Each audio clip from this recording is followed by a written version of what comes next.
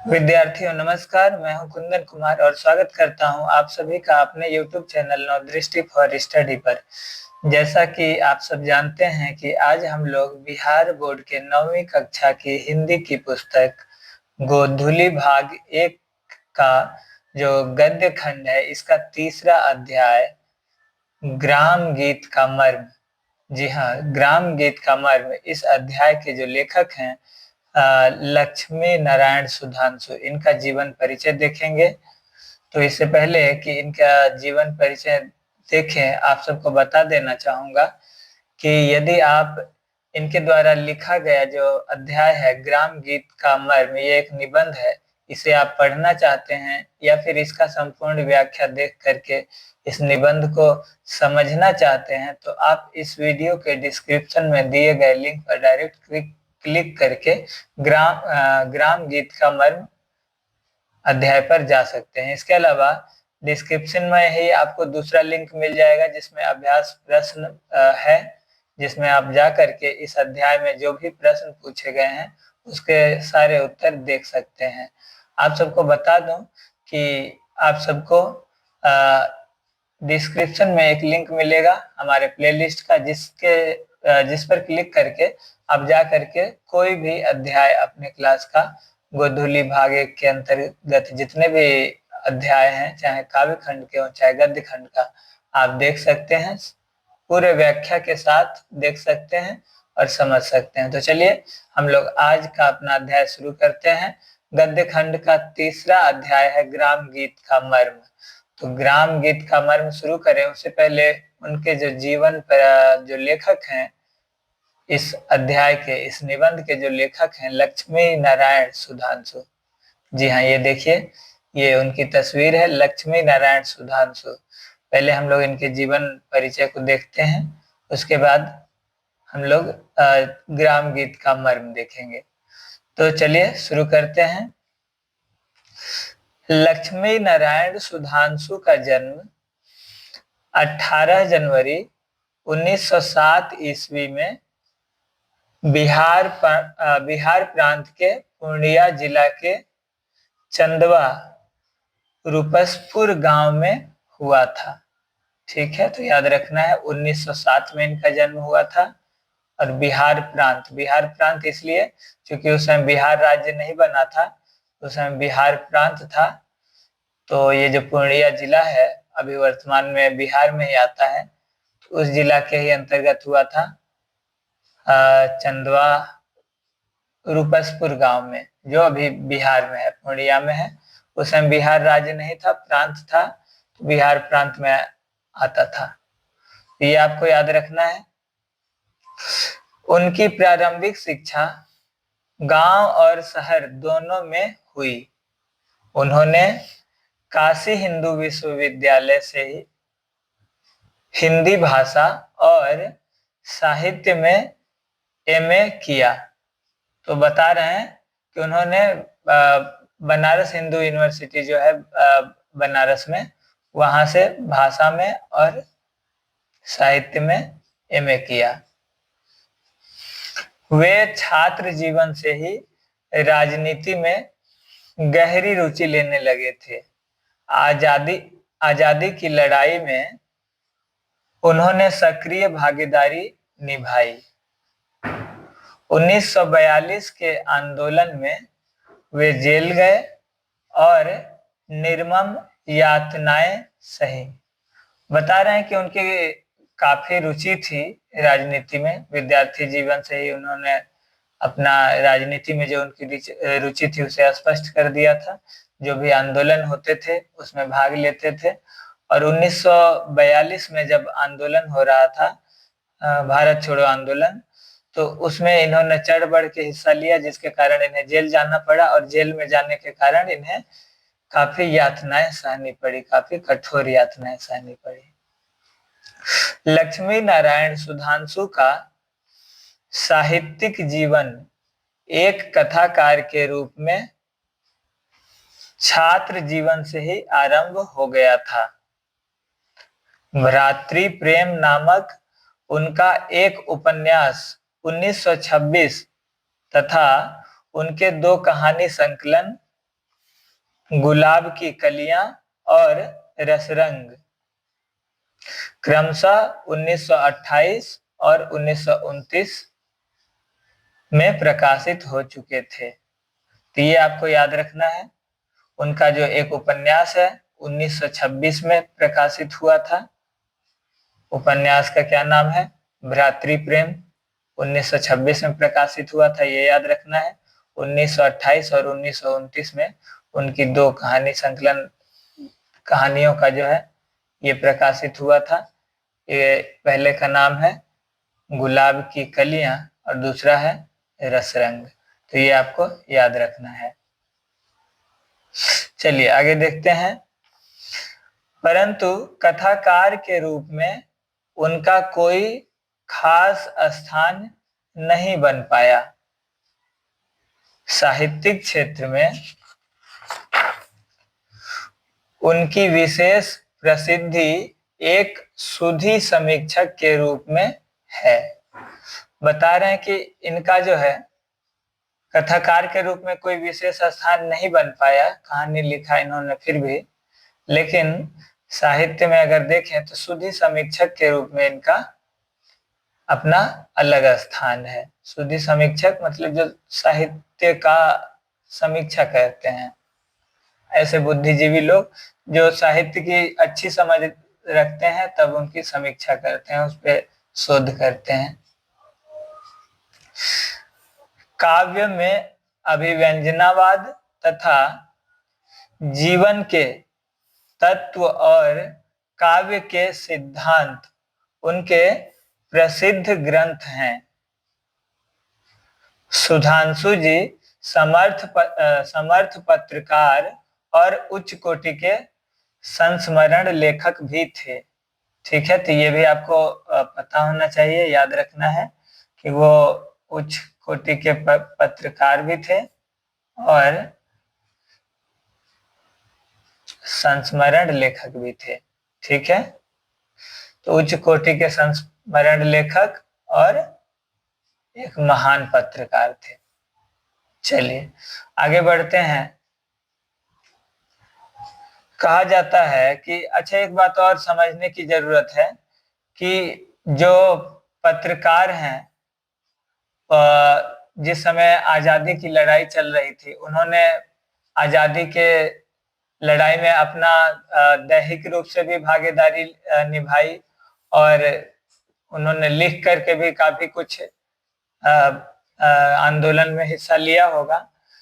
तो उनके जो पत्रकार के रूप में भी उनका अपना एक अलग स्थान था। उन्होंने अवंतिका जैसी मशहूर पत्रिका का संपादन किया था। ठीक है, विशिष्ट साहित्यकारों तथा राजनेताओं से संबंध उनके संस्मरणों का संग्रह व्यक्तित्व की झांकियां 1971 में प्रकाशित हुआ। ठीक है, तो ये सब भी आपको याद रखना है। 1971 में क्या प्रकाशित हुआ है ये भी आपको जरा मतलब ध्यान रखना है, नोट कर लेना है, ताकि आपको जब जरूरत पड़े तब याद कर सकें। हाँ, तो विशिष्ट साहित्यकारों तथा राजनेताओं से संबद्ध उनके संस्मरणों का संग्रह व्यक्तित्व की झांकियां, इस नाम से। ठीक है, तो 1971 में व्यक्तित्व की झांकियां नाम से ये प्रकाशित हुआ, जिसके अंतर्गत उनके जिन राजनेताओं से या साहित्यकारों से मुलाकात हुआ तो उसके बारे में उन्होंने विस्तार से लिखा था। 1971 में जो प्रकाशित हुई थी। वियोग, ये भी उनके द्वारा लिखी गई एक रचना है। उनका प्रसिद्ध गद्य काव्य है। वियोग जो है उनके द्वारा लिखा गया एक प्रसिद्ध गद्य काव्य है। जिसकी रचना उन्होंने अपनी पहली पत्नी के आकस्मिक निधन पर की थी। जब उनकी पहली पत्नी अचानक से बिना वक्त के मर गई, स्वर्ग सिधार गई, कोई ऐसा आयु ना होने के बावजूद, तो जो उनको दुख पहुंचा, जिस तरह पीड़ा पहुंची हृदय पर, तो उन्होंने ये लिखा था जिसका नाम था वियोग। साहित्य रचना के अतिरिक्त अनेक प्रांतीय एवं अखिल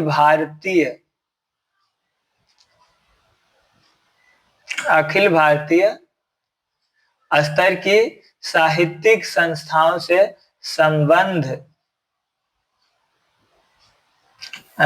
संबद्ध होकर उन्होंने हिंदी की यथेष्ट सेवा की। तो उसके बाद बता रहे हैं कि हिंदी की सेवा में लगे रहे, और उस दौरान हिंदी की सेवा के लिए जो भी संस्थाएं थी, जो भी राष्ट्रीय मंच थे, उन सब से ये जुड़ते गए और हिंदी के सेवा में लगे रहे। बिहार राष्ट्र भाषा परिषद के जन्मदाताओं में उनकी गणना होती है। तो आप सबको याद होगा कि राजेंद्र प्रसाद का भी चैप्टर इससे पहले आपने पढ़ा था, उनकी भी गणना होती है बिहार के राष्ट्र भाषा परिषद के निर्माण में, और उसी में ये भी शामिल है। ठीक है, तो इनकी भी गणना होती है उनके जन्मदाताओं में। और उसके संचालक मंडल के आजीवन सदस्य रहे थे कौन? तो लक्ष्मी नारायण सुधांशु जी। राजनीति के क्षेत्र में भी सुधांशु जी समान रूप से सक्रिय थे। वे बिहार विधानसभा के सदस्य और सभापति तथा अखिल भारतीय कांग्रेस समिति के सदस्य थे।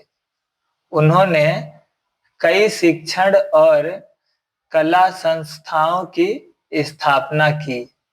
वे एक साथ साहित्यकार, राजनीतिज्ञ और सामाजिक कार्यकर्ता थे। तो बताया जा रहा है लक्ष्मी नारायण सुधांशु जी के बारे में कि वो राजनीति में जिस तरह सक्रिय थे, उसी तरह पत्रकार के रूप में भी सक्रिय थे।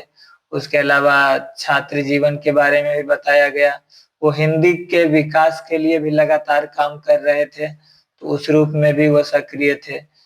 वो एक साहित्यकार के रूप में, राजनीतिज्ञ के रूप में, और इसके अलावा सामाजिक कार्यकर्ता के रूप में भी सक्रिय थे। सामाजिक कार्यकर्ता मतलब समाज में जिस तरह जो भी समस्याएं हैं, जो गरीब लोगों की समस्याएं हैं, जिस तरह की आम नागरिकों की कुछ असुविधा होता है, उनकी जो परेशानियां हैं, तो उनको कैसे सॉल्व किया जाए, उनकी समस्या को कैसे ऊपर तक पहुंचाया जाए, उसे कैसे हल किया जाए, इस स्थिति के लिए काम करते हैं। इस स्थिति में उसे बेहतर करने के लिए तो होते हैं तो सामाजिक कार्यकर्ता। चलिए आगे बढ़ते हैं। प्रस्तुत निबंध में जिस निबंध की बात हो रही है, जो आगे आप लोग पढ़ेंगे, ग्राम गीत का मर्म। जी हाँ, प्रस्तुत निबंध में सुधांशु जी के ग्राम गीत के मर्म का उद्घाटन करते हुए काव्य और जीवन में उसके महत्व का निरूपण किया है। तो इसके बाद जो इनका निबंध है, इसमें ग्राम गीत का इंसान के जीवन में क्या महत्व है, उस बारे में ये प्रकाश डालेंगे, बताएंगे कि ग्राम गीत किस तरह हम लोग को प्रभावित करता है और उसके क्या फायदे हैं, उसका किस हद तक हमारे दिनचर्या में वो शामिल है, आदि आदि। ग्राम गीत का उद्भव और उसकी प्रकृति का अनुसंधान करते हुए उन्होंने प्रतिपादित किया है कि जीवन की शुद्धता और भावों की सरलता का जितना मार्मिक वर्णन ग्राम गीतों में मिलता है उतना परवर्ती कला गीतों में नहीं। तो बता रहे हैं कि जो ग्राम गीत है, ग्राम गीत के अंदर इंसान के हर एक कार्य का, उसकी हर एक भावनाओं का जितना बेहतरीन वर्णन मिलता है वो अन्य गीतों में या प्रवृत्ति कला गीतों में नहीं मिलता है। तो ये था इनका जीवन परिचय और इनके द्वारा जो लिखा गया अध्याय है, निबंध है, ग्राम गीत का मर्म, तीसरा अध्याय। इसका वीडियो देखने के लिए आप डिस्क्रिप्शन में दिए गए लिंक पर डायरेक्ट क्लिक करके आ सकते हैं और देख सकते हैं ग्राम गीत का मर्म। इसका संपूर्ण व्याख्या आपको लाइन बाय लाइन व्याख्या करके समझाया जाएगा, जिसे पढ़ने के बाद आपके मन में कोई और शंका नहीं रह जाएगा। उसके बाद आप अभ्यास प्रश्न भी देखना चाहते हैं तो डिस्क्रिप्शन में दिए गए अगले लिंक पर क्लिक कर सकते हैं। अगर आप हमारे प्लेलिस्ट में जाना चाहते हैं तो उसका भी लिंक आपको डिस्क्रिप्शन बॉक्स में मिल जाएगा। फिलहाल अभी के लिए चलते हैं, अपना ध्यान रखिए और मन लगा के पढ़ते रहिए। और जब भी जी चाहे हमारे प्लेलिस्ट को विजिट कर सकते हैं किसी भी अध्याय के अध्ययन के लिए। धन्यवाद।